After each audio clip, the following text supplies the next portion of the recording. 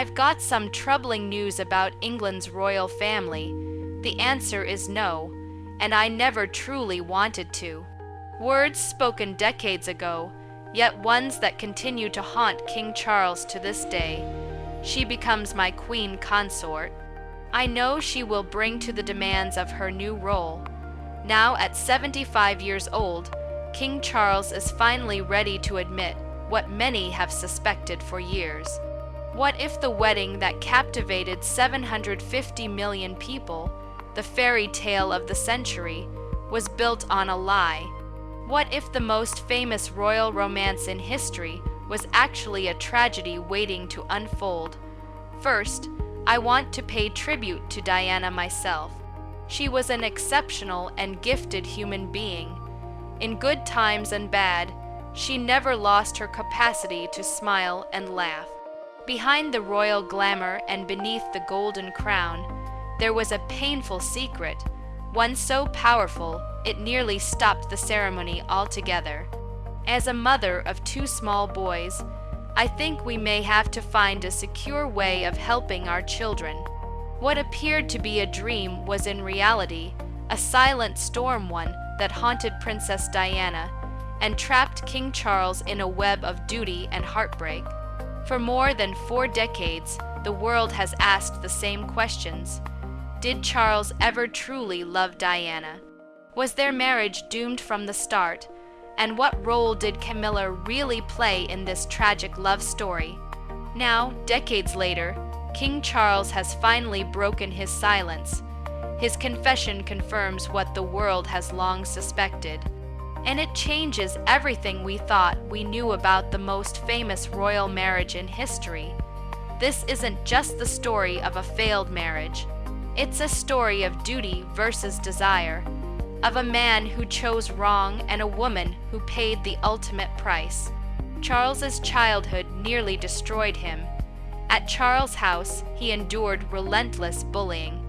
Isolated, mocked, and physically intimidated by older boys, while his parents remained emotionally absent, consumed by royal duties, and unaware their son was struggling.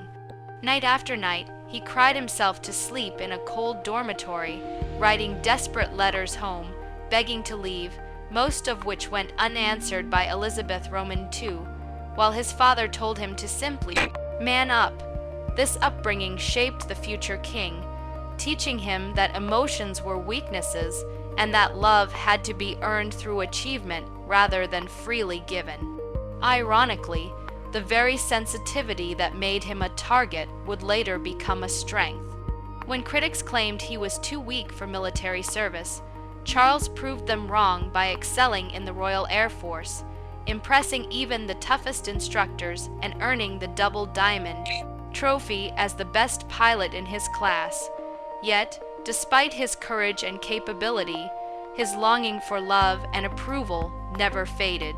He searched constantly for someone to fill the emotional void left by his distant parents, a need that would draw him into the most complicated love triangle in royal history. While seeking love, he had already found it with the wrong person, and that person was not Diana Spencer. His story raises an important question. How does a childhood marked by emotional neglect shape the choices someone makes later in life? And did Charles's sensitivity ultimately make him a better or worse king? In 1977, Diana Spencer was just 16 years old, standing in a muddy field during a shooting party at her family's estate, young, vibrant, and full of life. Her infectious laughter carrying across the grounds as Charles found himself unable to look away. The problem was that Charles was already dating Diana's older sister, Sarah Spencer, and for months he tried to push the memory of that captivating young girl aside while continuing his public relationship with Sarah. Yet fate intervened during another gathering at the Spencer estate when Charles boldly asked Diana for a private tour of the family's art gallery away from her sister and the watchful expectations surrounding them. In that quiet moment, something shifted. Their conversation flowed effortlessly. Diana listened intently, laughed at his jokes, and showed genuine interest in his thoughts, making Charles feel truly seen for the first time in his life. Not as a prince or heir, but simply as a sensitive, artistic man who had always felt out of place within his own family. That hopeful connection, however, was short-lived. Sensing what was developing between Charles and her younger sister, Sarah made a shocking public declaration in a magazine interview, announcing she was not in love with Charles and had no intention of marrying him, abruptly and humiliatingly, ending their relationship in the press. What Sarah did not realize was that her statement cleared the path for something far more complicated, allowing Charles to pursue the girl who had stayed on his mind since that muddy field. Though one major obstacle remained, another woman still held his heart, Camilla Parker B.S., whose enduring presence would complicate everything that followed. While the world watched Charles court the young and seemingly innocent Diana, Camilla remained the person who truly understood him, made him laugh, and listened without judgment. A connection that had never truly ended.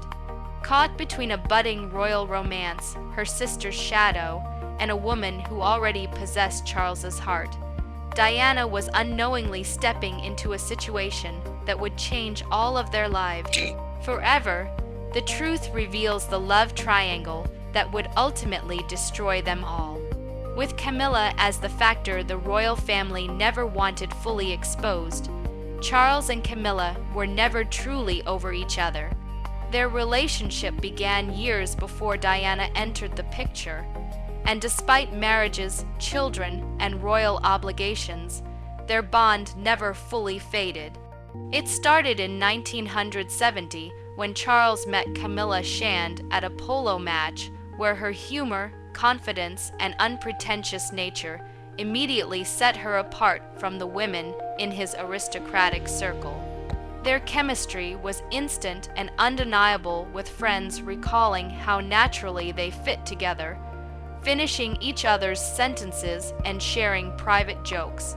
Camilla treated Charles not as a prince, but as a man, and he fell deeply in love with her. However, she was deemed unsuitable for a future king. She was not a virgin, had previous relationships, and came from a less prestigious aristocratic background, making it clear to Charles that she would never be accepted as queen.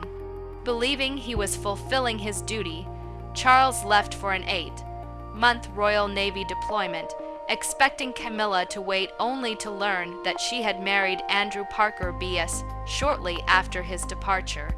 Whether it was revenge, self-preservation, or circumstance remains unclear, but what is certain is that their love did not end with her marriage.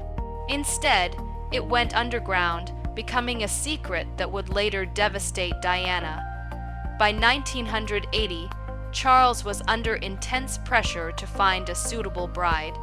At 32, he was considered late by royal standards, hounded by the press, pushed by his family, and scrutinized with every woman he dated.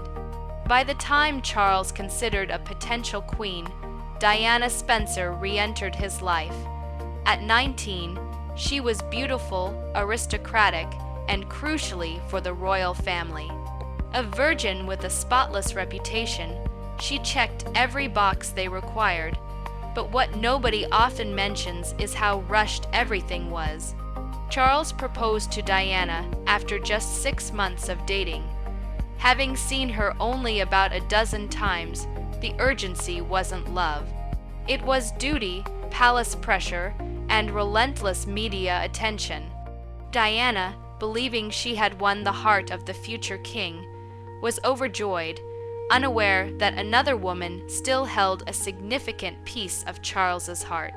The first crack in her fairy tale appeared just days before the wedding, when she discovered that Charles had ordered a gift for Camilla.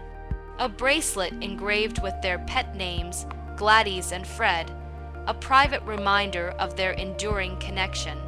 Diana was devastated, heartbroken, and felt trapped. Yet the pressures of the upcoming royal wedding, global invitations, security arrangements, and the economic impact on Britain compelled her to suppress her doubts. Both families convinced her she was merely experiencing pre-wedding nerves and that Charles's gift was a polite farewell, assuring her that Camilla would fade into the background once the marriage began. They couldn't have been more wrong. That night, on the eve of her wedding, Charles would reveal a truth so devastating that it would shatter Diana's world and haunt her for the rest of her tragically short life. It raises a haunting question. Should Diana have trusted her instincts and called off the wedding, or was she truly trapped by forces beyond her control? On July 28, 1981, the night before one of the most watched weddings in history, Diana Spencer should have been filled with joy, surrounded by friends and family, dreaming of her future as Princess of Wales and the magical ceremony awaiting her. Instead, she was alone in her room at Clarence House, crying hysterically after hearing something that would scar her forever.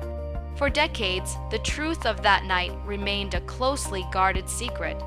But Diana's closest friends eventually revealed that Charles visited her privately and admitted something devastating. He did not love her the way she loved him. Sources say he may have been overcome with guilt or last-minute panic, confessing his true feelings while shedding tears not of joy. But for Camilla, the woman he truly loved but could never marry, imagine being Diana in that moment. Just 20 years old, on the brink of a wedding watched by 750 million people worldwide, discovering that the man she was about to marry was emotionally devoted to someone else entirely. The timing made it impossible to cancel the wedding without causing an international scandal, and too soon in their relationship for her to find the strength to walk away. Overwhelmed, humiliated, and heartbroken, Diana's response was heartbreakingly simple. Faced with the most obvious question, why marry him if he didn't love her, Diana received an answer that revealed everything wrong with the royal approach to marriage, duty, and human emotion. Charles explained that duty came before happiness, that the monarchy needed heirs, and that love was a luxury future kings could not afford. Essentially, he told Diana she was functional, suitable for producing royal children and for public appearances, but not the love of his life. Imagine hearing that at 20 on the eve of your wedding. Diana faced an impossible choice: run away and create a scandal of the century, or go through with the wedding hoping love could grow over time. She chose hope, believing duty could transform into devotion, and that time might heal the wounds of that night. This choice would cost her everything: her happiness, her mental health, and many argue ultimately her life. The next day, July 29, 1981, at St. Paul's Cathedral, 750 million people watched a ceremony that should have been the happiest day of Diana's life, but instead became a masterclass in royal pretense. The spectacle: Diana's 25 FT train, the horse-drawn carriage, the pomp and circumstance distracted the world from the cracks in the fairy tale. Even during her vows, Diana's subtle rebellion went unnoticed. When promising to love, comfort, and honor Charles, she deliberately left out the word obey, a quiet statement that she would not fully surrender herself, signaling the tension and heartbreak that lay beneath the dazzling surface. Diana remained controlled during the ceremony, even as she felt trapped. But subtle signs revealed the cracks in the fairy tale. Charles made a telling mistake in his vows. Instead of saying, "All my worldly goods," he said, "All thy goods," promising to give Diana her possessions, rather than fully sharing his own heir slipsome. as a subconscious reveal of his reluctance to truly merge his life with hers. The most revealing moment came on the famous Buckingham Palace balcony. While the world saw a romantic, spontaneous kiss, a closer look shows Diana leaning in eagerly, eyes full of hope and love, while Charles pulls back slightly, awkward and reluctant. The imbalance in their body language spoke volumes. During the reception, photographers captured subtle but telling moments. Diana's smile fading when she thought no one was looking, the sadness in her eyes during quiet moments, and her constant attempts to engage Charles while he seemed distant, distracted, and perhaps thinking of someone else entirely. Guests later recalled Diana glowing with hope, trying to draw Charles into conversation while he appeared elsewhere in thought. The cruel irony was that the world adored Diana that day. Her beauty, grace, and shy charm turned her into an instant icon, inspiring young girls with dreams of fairy tale romance. While for Charles and Diana, the fairy tale had effectively ended before it had truly begun. Do be why the time Charles and Diana left for their honeymoon on the royal yacht Britannia, they were already playing roles, pretending, and trapped in a marriage that satisfied everyone except themselves, a pretense that would prove impossible to maintain. The honeymoon, meant to be a time to connect and build intimacy away from royal pressures, instead marked the beginning of Diana's desperate, heartbreaking struggle to save a marriage doomed from the start. During their first joint interview as newlyweds, a reporter asked if they were in love. Diana's answer was immediate and heartfelt. Of course they were.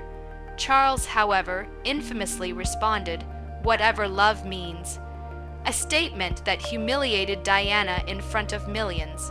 Undeterred, she threw herself into royal duties, hoping that by being the perfect princess and giving him sons to secure the line of succession, she could earn his devotion.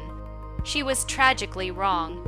Charles had never truly ended his relationship with Camilla, who remained in the background throughout the courtship, engagement, and honeymoon. The breaking point came months into the marriage at a party when Diana confronted Camilla directly, only to be met with casual cruelty.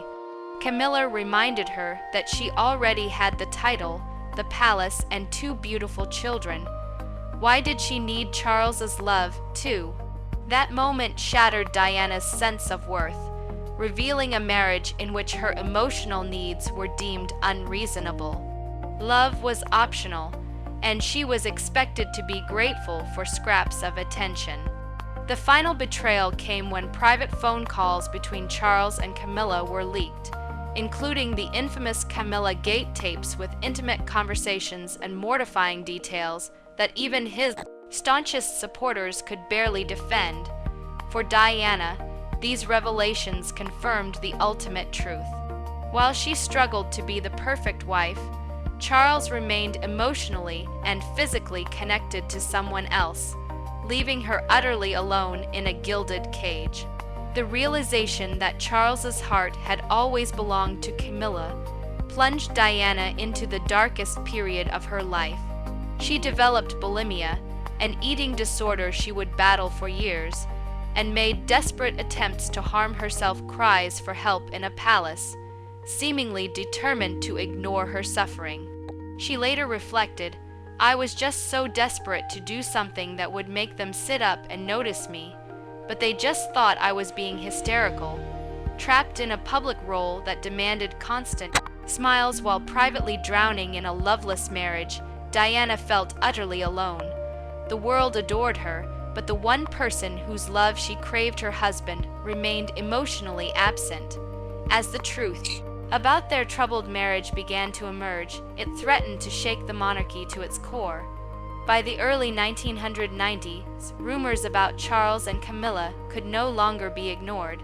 The tabloids were relentless, capturing Diana's visible unhappiness in every photograph, and the royal family faced a credibility crisis reminiscent of the abdication of Edward Roman VII. Then, in 1994, Charles made a decision that would change everything.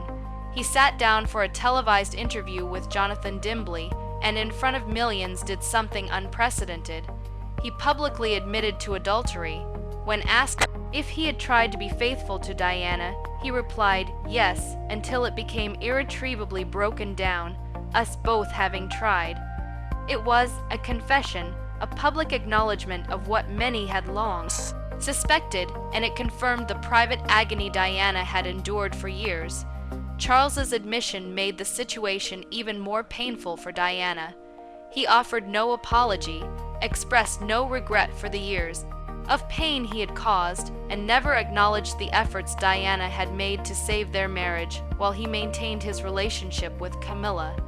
Instead, he framed the affair as the natural result of an unhappy marriage, essentially suggesting that Diana's perceived shortcomings as a wife had driven him into Camilla's arms. In doing so, the victim became the villain in his narrative. Diana confided to friends that Charles had made her feel unlovable, difficult, and incapable of holding his interest. As one friend later recalled, Diana said, "He's made me look like the madwoman, one who couldn't hold his interest.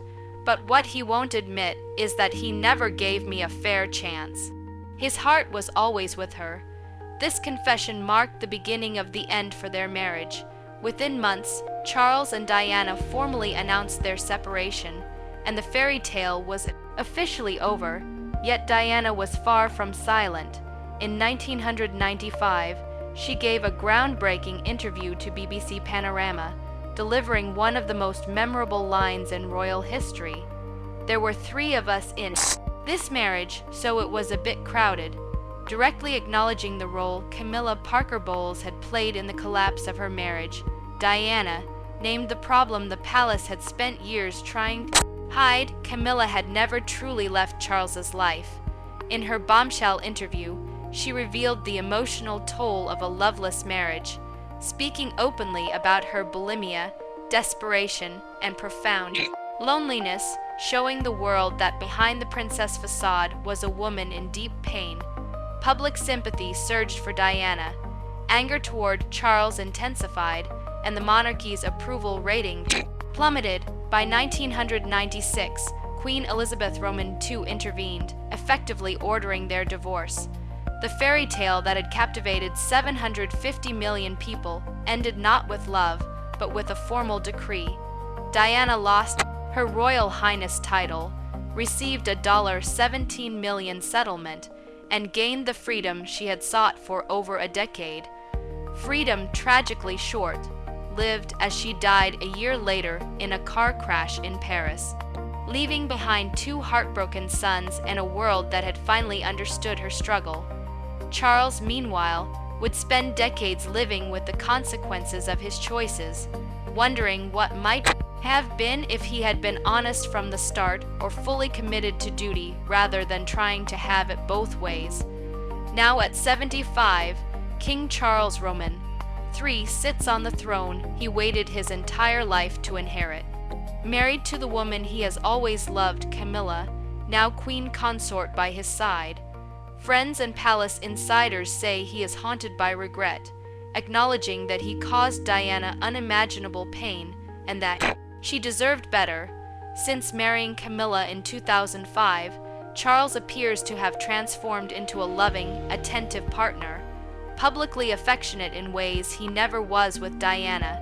Yet he reportedly wonders if this happiness could have existed without first destroying Diana. He questions whether his choices, the decision to marry the suitable princess while secretly maintaining his true love, Camilla, were a product of circumstance or selfishness, a mixture of both.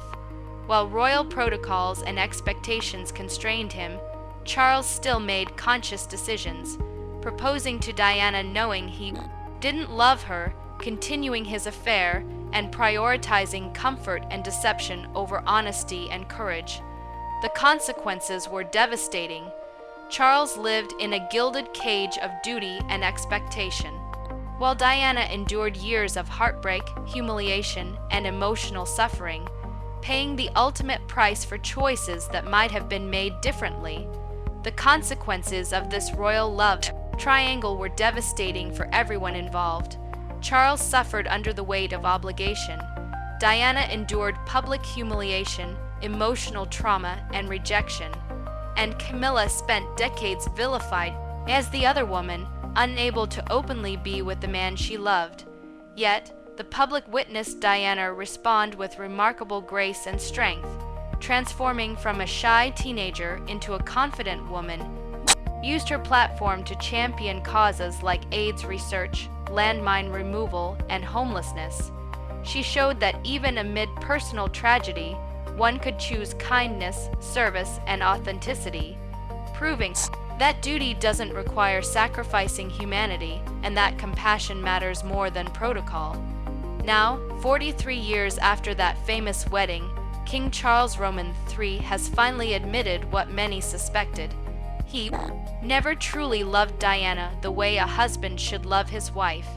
His reflections reveal a man grappling with the consequences of choices made decades ago, choices that brought him the crown and woman he always loved, Camilla, but at a cost he is only now beginning to comprehend. While his admission cannot undo the past or heal Diana's wounds, it does offer acknowledgement, and perhaps the first step toward mending fractures in the royal family. Yet, the question remains, can he be forgiven? Some argue he was a product of his time, constrained by archaic rules and expectations. Others maintain that everyone has choices and Charles chose poorly, causing years of pain that no belated regret can excuse.